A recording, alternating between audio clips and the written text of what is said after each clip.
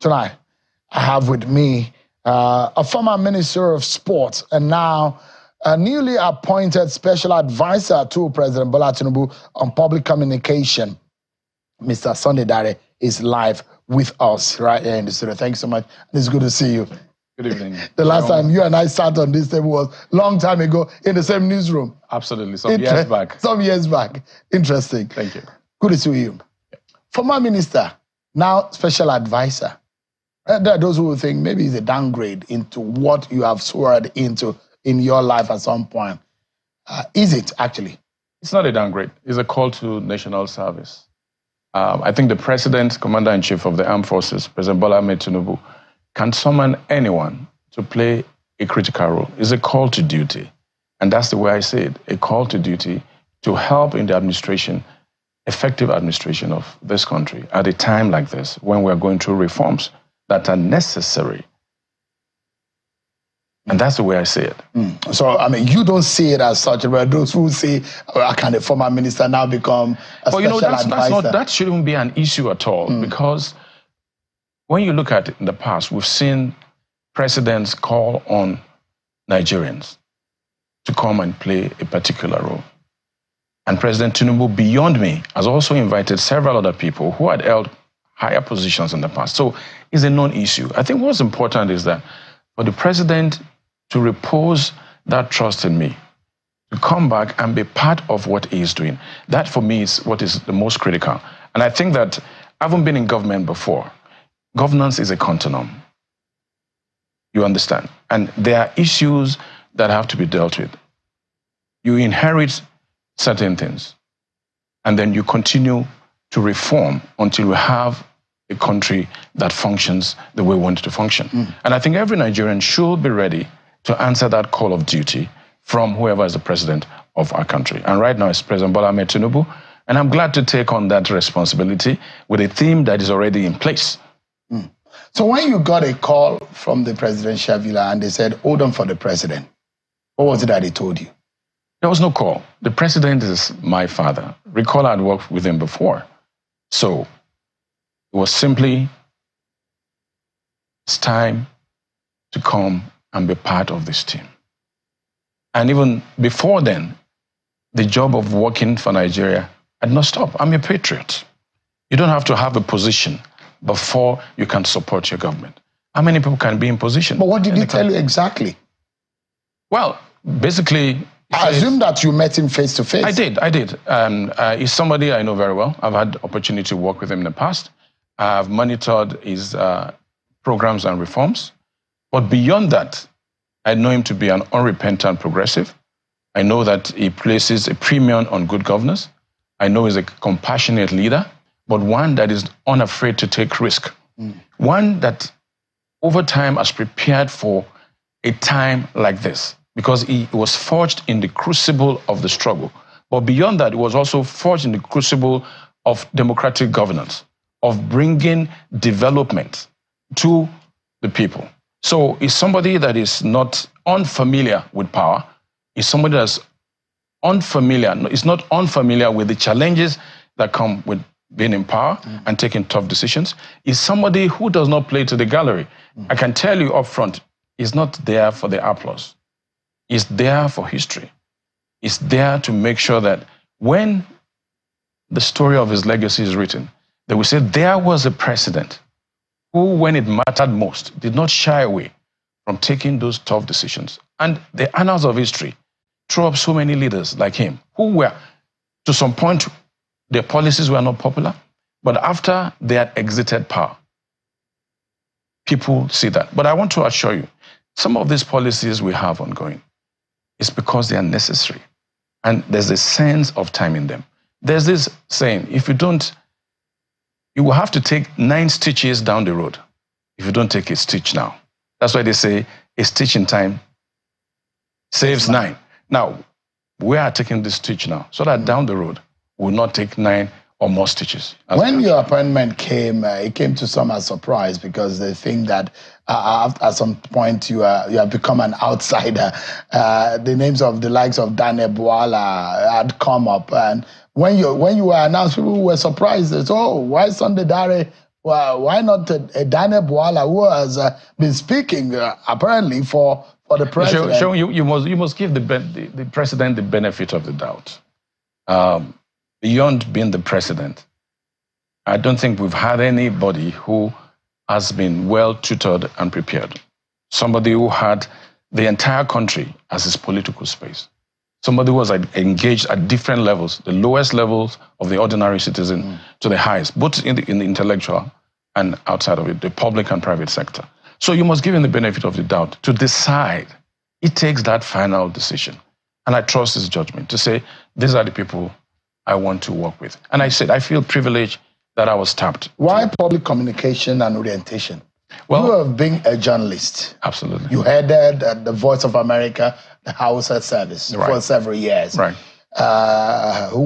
We both sat in the same newsroom at television, NN24, the defunct NN24. Absolutely.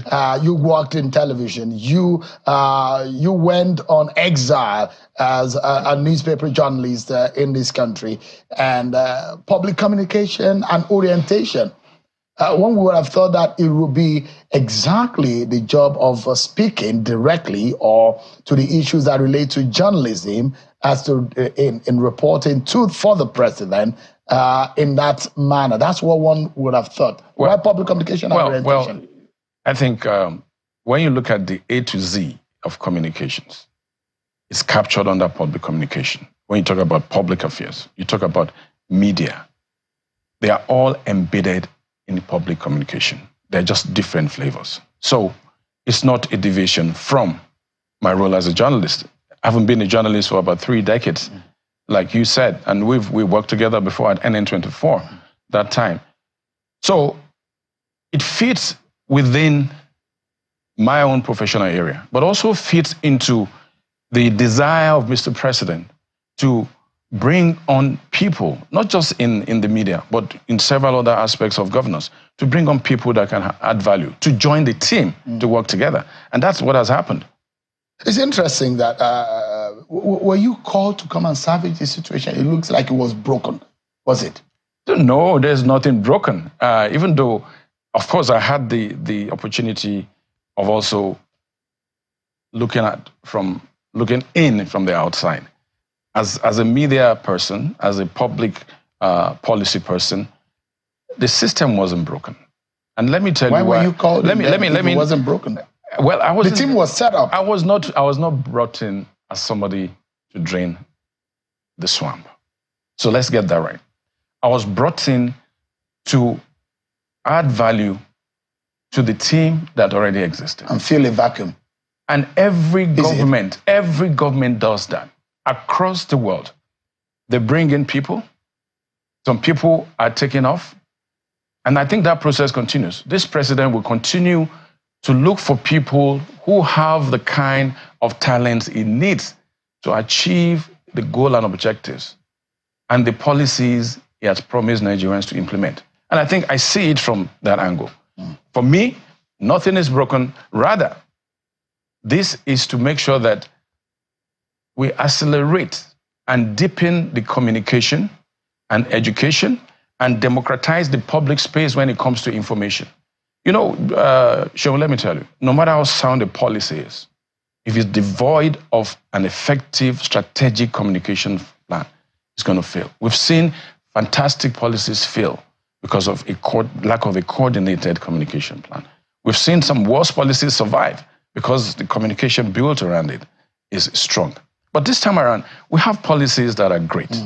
And on a consistent basis, we must make sure that we explain these policies, must explain what immediate impacts are, whether positive or negative. We must also set that expectant tone to say, it will take a year, it will take 2 years before this really materializes to what we expect.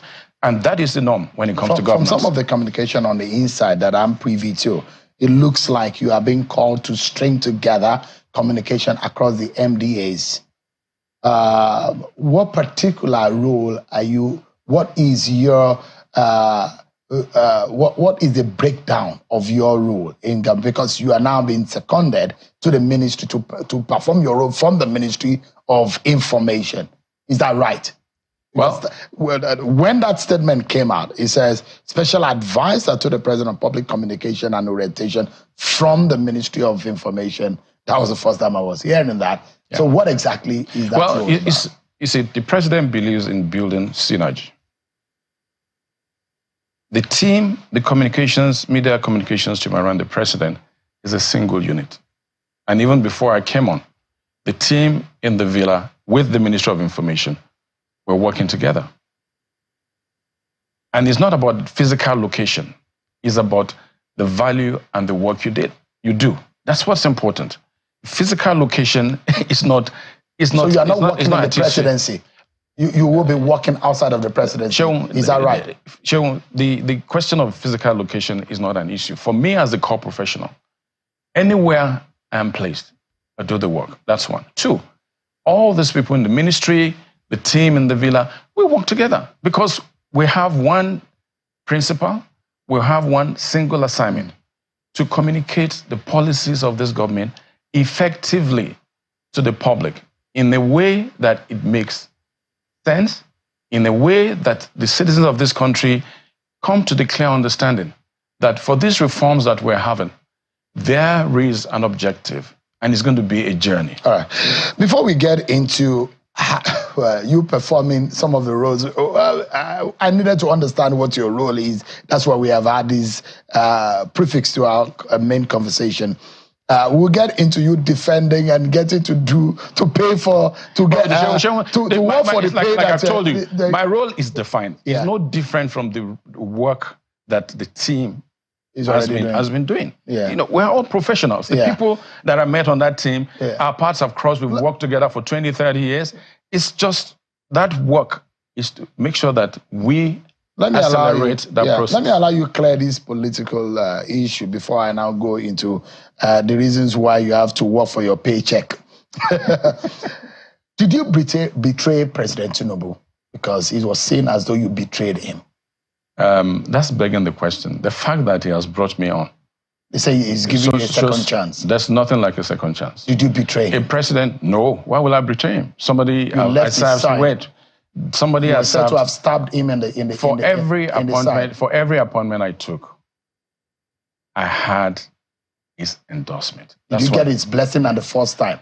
Absolutely. Before I went to NCC, I got his blessing. You say he was reluctant to allow you go. I don't know where you got that from. What I know, no. You were so powerful. You were neither a chief of staff, you were neither a son, a PA, an SA, a media spokesperson. You were almost everything to Bola Tinubu. Absolutely. You were the Bola Tinubu that everybody saw.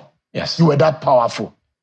But it was as though politically that you stabbed him in the back. I never stabbed him. Sure. I never stabbed him. What happened? That was a call to national duty. And it was not without his knowledge and support. But he did not second you to Buhari. It was your own volition, isn't it? That was a national call to duty. It was your volition. And I had his blessings. It was your own political move, isn't it? When you are appointed, it's not your own political move. But it's a call to national. You. Don't forget. Politically speaking, let me explain. The APC is a party. You look at backup and look at the role Ashwaji Bola Tinubu played in the emergence of Muhammadu Buhari.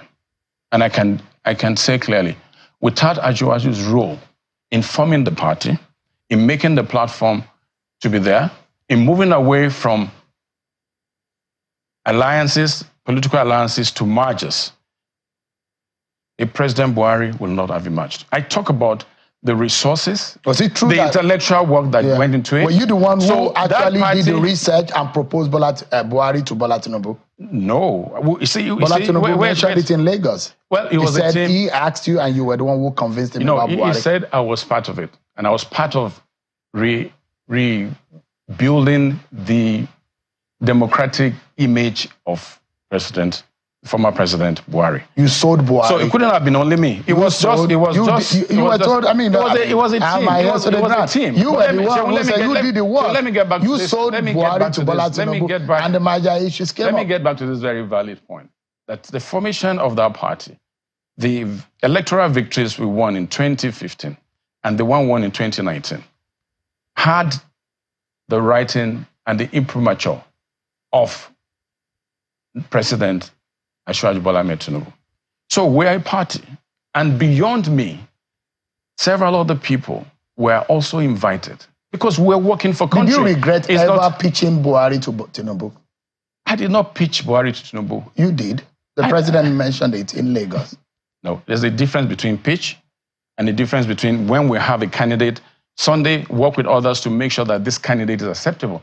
That is the difference. I was part of the team. He said he probably wouldn't have seen it if not because of the convincing that some of you did, especially you. He made mention of your name. No, it wasn't only me. There were quite a number of people. So easily. I don't forget things in that way. But I was part of that. I wouldn't have forgotten. My memory is and not for those who will say President Buhari failed in that government, what would you have to say? Now you're working for another government. Well, let me say this, and I will talk at the general level. You see, every government inherits certain things. And every government will also bequeath certain legacies on its way out. I told you governance is a continuum. Beyond the personality, I rather want to deal with what are the policies, what were the challenges of that time? How did that government confront those challenges? And just as governance is a continuum, this is a developing country. We know that our resources aren't enough to meet the things that we need to fix in different sectors. So every government comes in, you make whatever effort you can make, and you move on. Those who said they were disappointed by the Buhari 8 years, and you were part of it. Well, you see, it depends. Some people see the cup half empty. Some see the same cup half full. What do you see? Well, I think the President Buhari came, did his bit, and moved on. Just like President Obasanjo. Don't depart from that trajectory. And Obasanjo came, did his bit, and moved on. Yar'Adua did his bit and moved on. Jonathan came, did his bit, and moved on. Buhari came, did his bit, and moved on. And I think what matters is that we have in situ right now President Bola Ahmed Tinubu, who is there right now as the Commander-in-Chief of the Armed Forces, with the requisite experience, and I dare say with the requisite courage, to take decisions, to press the button, to take those tough decisions that other presidents did not take. And my focus right now is the current. How do we deal with this? How do we support this president who has shown clearly that he has chosen the road less traveled by other leaders, to say, I'm choosing this road that is less traveled because I know this country needs fixing. So that road that he has chosen has left a lot of Nigerians in pain, penury, and in poverty. Right. And that's a road you think is right for Nigerians? Absolutely. You know, you don't think that your leader, the man you call your father, is leading Nigeria to not at all. To a road, perhaps, of economic partition? Not at all. You know, history will forgive you as a leader. History will not forgive you as a leader if you do not take any decision at all. That's one. Two, when confronted with challenges and situations, do you just hunker down and shy away because you want public applause? Cheon, let's be factual. Let me go to it. You know, the subsidy was draining this country. A few hundreds were making billions out of it. Every president said they will stop subsidy. None of them did. Let's give this man some credit. We might not like it, and I acknowledge the fact that Nigerians are facing difficult times. But it's just for a period. That's one. He's taking some other decisions that... Let's go back to the subsidy. The manner in which he went about it is what experts have criticized. How would you get into the office in the first day and remove fuel subsidy, a particular item in the economy of the country that is central? And you did it, and you almost dragged the puzzle from the bottom, and everything cascaded towards the south. Cheon, we still have a country. But let me also say, when we choose leaders, we put our trust in them to lead. President Bola Ahmed Tinubu was elected, and he earned the trust to lead. And when a leader leads, you must also trust his guts and his decisions.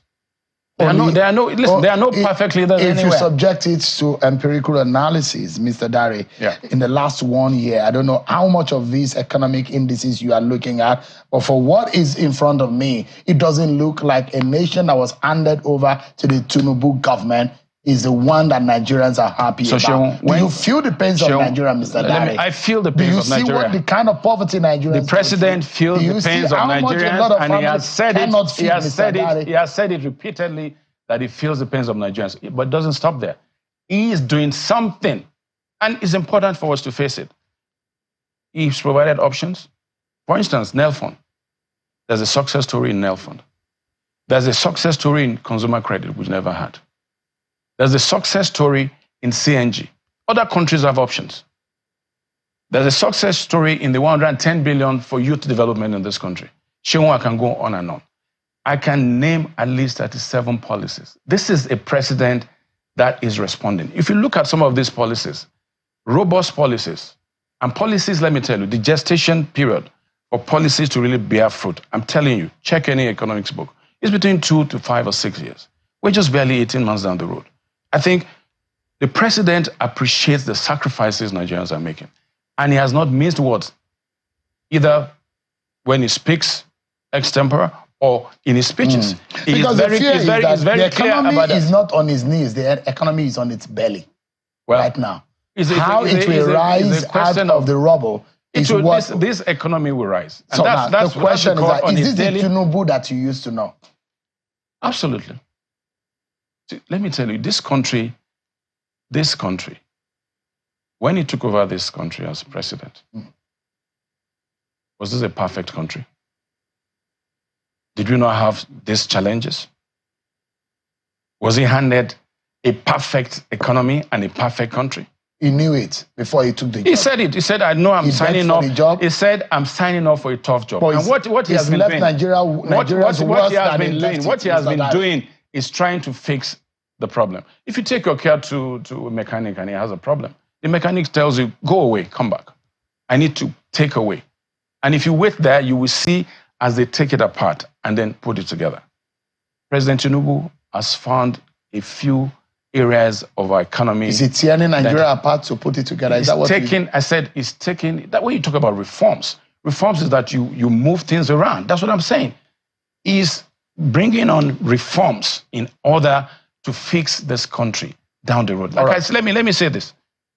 If you do not take the one stitch now to save 9, you will take 9 stitches later. What President Tinubu is doing right now is saving this country from taking painful stitches down the road. And it takes courage to do that. You will lose popular applause, you will get abuse and attacks, but I think that I urge him to stay consistent in that process.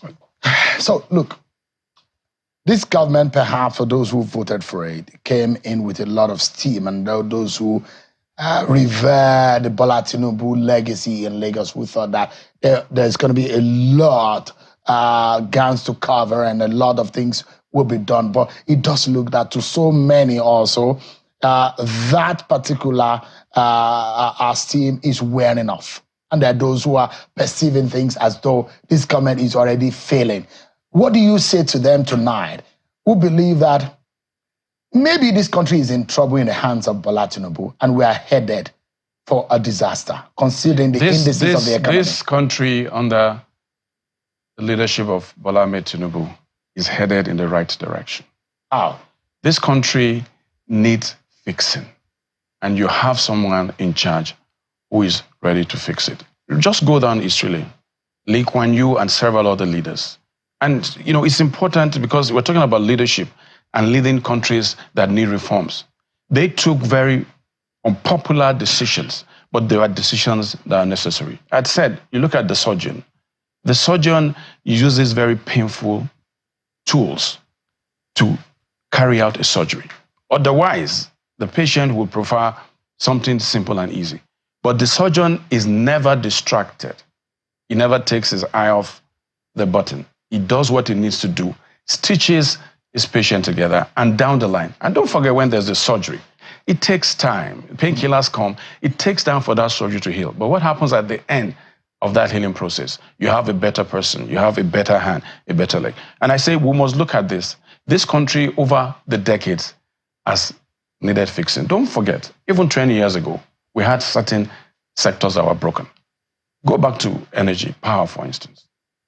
I will not call names here, but I'm saying that we have a commander-in-chief who says these problems, they need stitching now, so that we'll not take more stitches down the road. Now, you have talked about gestation team, period, Mr. Dare, yes. And you said some of these things need time. Right. Politically speaking, you think that this government is becoming rather unpopular, and that may cost it in 2027? I disagree. If it desires to seek for a re-election. I disagree. And let me. You don't think that is politically unpopular right now? No, I don't think so.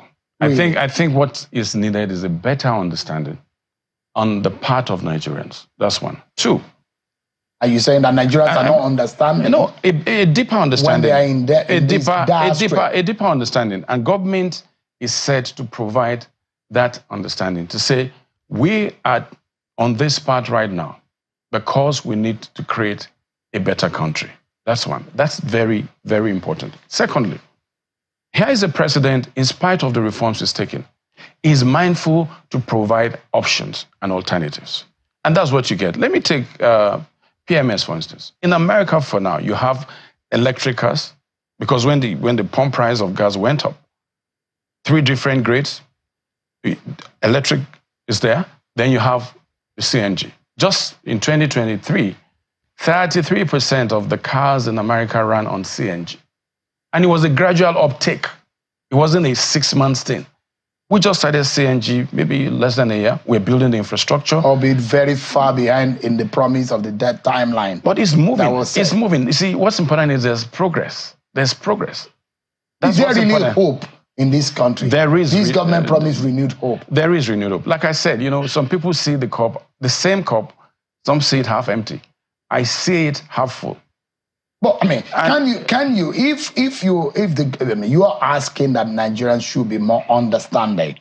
The question is that, is the government and those who are leading us having that understanding to show example that things are difficult, there is no money in this nation, in the lives and the manner in which they live their lives? Absolutely. You Absolutely. So? For instance, is your principal showing? First, about 2 months ago, it reduced the travels, foreign travels of our ministers.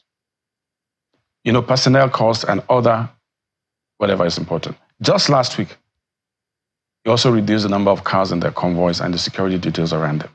Those are cost-saving efforts because governance is quite expensive.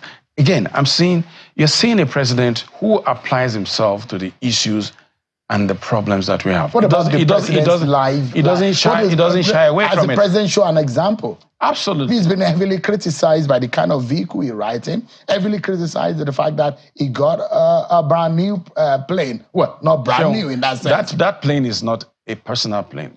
That plane belongs to the federal government of Nigeria. I asked your colleague, Bayo Nanuga, and he was defending it about the security of the nation. But the question is, can the nation afford a plane when Nigerians are dying? Is a property of the federal and in poverty. Nigeria. And I think, beyond the purchase of the plane, sometimes we must focus on the substance of governance. We can talk about cars and the rest. Even if these cars were not bought, would they have solved the problem? Would they have changed the lives of millions of Nigerians? I think what's important is you ask, do you have a leader who is abreast of development, who is applying himself to the challenges, who is unafraid and bold enough to take these decisions, and who is ready, he said it, is ready to follow through on the decisions he has taken. There are some of those who are close to him who said, if his money is not looking for one, if his popularity is not looking for one, if his political office is old enough to have seen a lot of it, but that what he wanted is to be the Lee Kuan Yew of Nigeria. But what is happening in Nigeria? Does Bola Tinubu looking like he's going to be the Lee Kuan Yew How many years did Nigeria? it take Lee Kuan Yew to turn that country around? So you're asking for how more many years for Bola Tinubu to turn things around? No, how many years, Sean? But is he turning things around right now? Nearly over a decade to do it. Now, you're looking at just 2 years, less than 2 years, 18 months down the road. The framers of our constitution, you must give them some credit. The framers of our constitution, our presidential system, gave a first 4-year term and to the extent of a second and final 8-year tenure. There is some wisdom in that, because when it comes to governance, you can really achieve your plans. The first 2-3 years are the years of planting your policies and your reforms. It took Lee Kuan Yew 10 to 12 years to turn that country around. You're saying Tinubu needs 10 to 12 No, years? I'm saying, look, let's give him the benefit. It's just 18 months. Should we be hopeful for the third year? Absolutely, absolutely. And we see the gestation, we see the actualization of some of these policies. I want to just encourage Nigerians to keep faith with President Bola Ahmed Tinubu. This is a man who is adept at governance, a man who, like Awolowo said, burns the midnight oil when other men of easy virtue are carousing around. This is the man I worked with for 7 years, and we slept at 5, 4, 6 in the morning. Does he still have the energy? Absolutely. Absolutely. Up till now, he still sleep at that time of the night. Yes. He needs to take it easy, though. Well, there's a job to be done. But let me send you to him on behalf of many Nigerians. There's a job to be done. Let me send you. Let me tell you something. So you tell the president, he's your principal. You talk to him every time. Nigerians are suffering. He knows that, and he's doing something about that. We want to see. I can reel out the data of what is being done. All right, congratulations on your appointment, Mr. Sonidare, and I wish you the very best in the coming days. I know this is probably one of the toughest jobs. Please tell Nigerians President Tinubu is doing all he can to ease the pains of our people. We need to see it, not by telling. And we need to see it. We need to feel it. Look, you talked about data. For every data you have, there's a counter or another data. I can reel off data about the impact. All right, some of this. And we are totally out of time. It's progressive. Sonidare is a special advisor to President Bola Tinubu on public communications and orientation. Thanks so much indeed. And it's good to see you again. Sure. Thank you for having me. Thank you so much. Absolutely.